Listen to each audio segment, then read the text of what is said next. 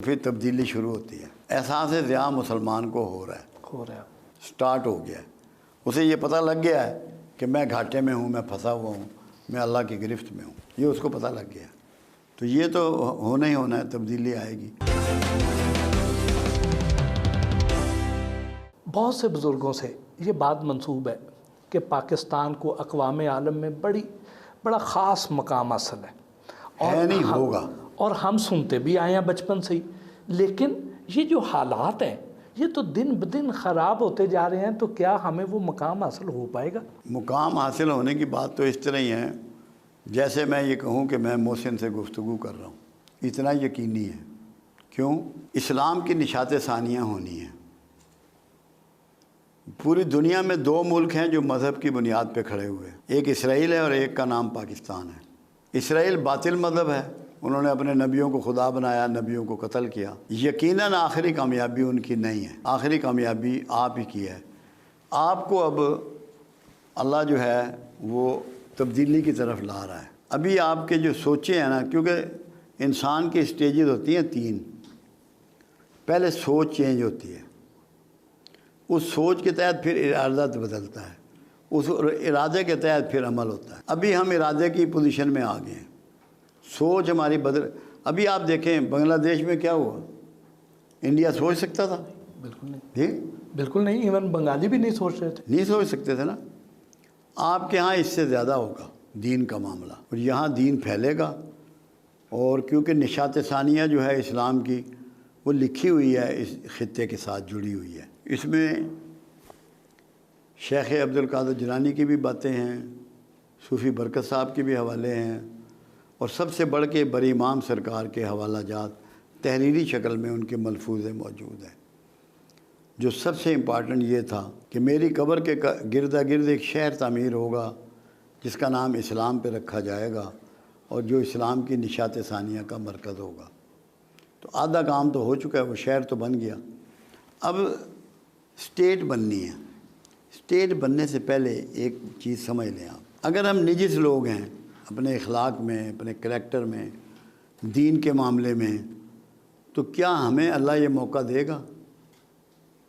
تو اس کا مطلب یہ ہے کہ لوگوں میں تبدیلی آنی ہے، گروپنگ ساری ختم ہوگی، ایک سوچ پہ لوگ آئیں گے، مسلک جو ہے یہ بیک گراؤنڈ میں جائیں گے، ایک سوچ پہ لوگ آئیں گے، اور جو ایسے لوگ ہیں جن میں تبدیلی نہیں ہے یا جو تبدیل نہیں ہونا چاہتے، ان کو اللہ ایلیمینیٹ کرے گا۔ ایسے لوگ آئیں گے، کیونکہ غزوہ کا مطلب یہ ہے، رسول اللہ صلی اللہ علیہ وسلم کی شرکت والے لڑائی کو غزوہ کہتے تھے، ورنہ سرایا ہوتے تھے۔ آپ شریک تو نہیں ہیں مگر پروگرام آپ کا ہے۔ اب قرآن کہتا ہے کہ آخری فتح اسلام کی ہوگی اور دنیا میں اسلام پھیلے گا۔ مرکز اس کا جو ہے وہ تین ملک ہیں، جو میں نے اپنے اس میں پوائنٹ میں لکھا ہوا تھا، پاکستان، خراسان میں سارا افغانستان بھی آتا ہے، اور ترکستان۔ تین ملک اس میں پورا حصہ لیں گے اور فتح یاب ہوں گے۔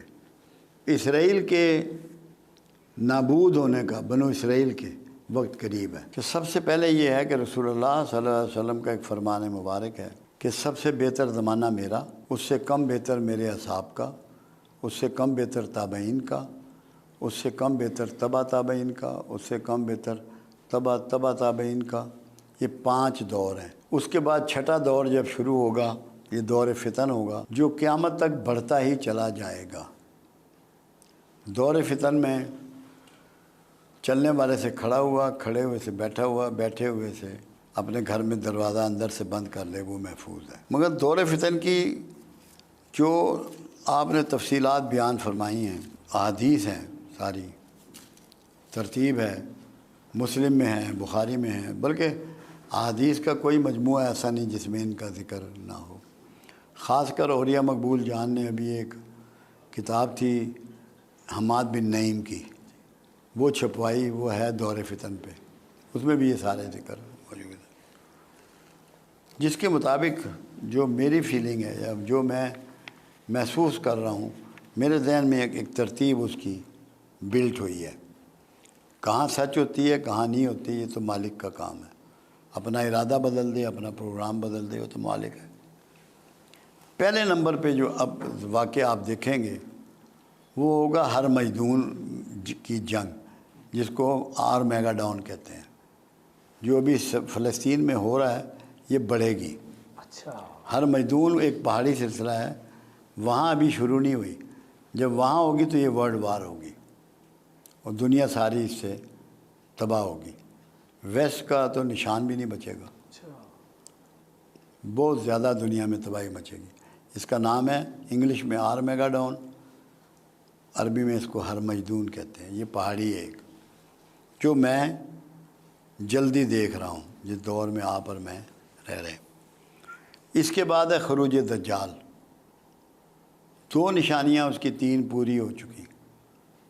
مسلم کی حدیث ہے کہ دجال خراسان سے خروج کرے گا۔ خراسان یہ افغانستان وغیرہ یہ سارا خراسان ہے، اور اس کی حمایت کرنے والے پچکی ہوئی ڈھال کے چہرے والے ہوں گے۔ شمالی اتحاد نے اس کی حمایت کی، جن کے جو پھینے ہوتے ہیں، جی بالکل جی، انہوں نے پچکی ہوئی ڈھال کے چہرے والے تھے، انہوں نے حمایت کی۔ وہ ایک ہاتھ سے آگ برسائے گا اور دوسرے ہاتھ سے اناج برسائے گا۔ کیا اس کے جہاز نے، وہ ایک ہی جہاز نے بم بھی گرائے اور ایک ہی جہاز نے آٹا اور گندم بھی گرائی، جی، گرائی، اور وہ فتح یاب ہوگا۔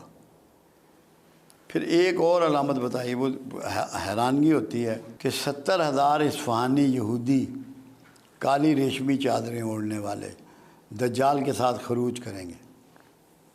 اصفہان میں سب سے زیادہ آبادی جیوز کی ہے، ان کی پارلیمنٹ کے ممبر بھی ہیں اور کالی ریشمی چادریں اوڑھتے ہیں۔ جی بالکل، لیکن میں آپ کو بتا رہا ہوں تاکہ اب یہ ہے خروج دجال کا زمانہ۔ جتنی نشانیاں ہیں نا، ابھی یہ سکے ختم ہو جائیں گے بالکل، یہ نوٹ کارڈ، کریڈٹ کارڈ چلے گا، تاکہ ایک آدمی آپ کے سارا فائنانس کو ایک لمحے میں روک لے۔ ایسے ہی جی، آپ کی زندگی کو ایسا کر دیا جائے گا کہ ایک آدمی آپ پہ رول کرے پوری دنیا میں، چاہے کرنسی ہو، چاہے موبائل ہو، چاہے کھانا پینا ہو، کچھ بھی ہو۔ یہ اب خروج دجال کا زمانہ آ پہنچا ہے۔ پھر ظہور مہدی ہے نزدیک، اس کے بعد پھر خاتمہ بنی اسرائیل ہے، جو ہر میدون ہوگی نا، اس کے ساتھ ہی اسرائیلی ختم ہو جائیں گے۔ حدیث مبارکہ یہ ہے، کوئی پتھر، کوئی اینٹ، کوئی درخت، کوئی سایہ ان کو پناہ نہ دے گا، صرف ایک درخت ہوگا زرکت کا، وہ اس کے پیچھے یہودی چھپ سکیں گے۔ یہودیوں کو اس حدیث کا اتنا یقین ہے کہ انہوں نے یہ 50 لاکھ پودے لگوا دیے ہیں زرکت کے، ان کو پتہ ہے کہ یہ پوری ہونی۔ اس کے بعد ہے اسلام کی نشات ثانیہ، جس کے سٹارٹ 3 ملکوں سے ہوگا۔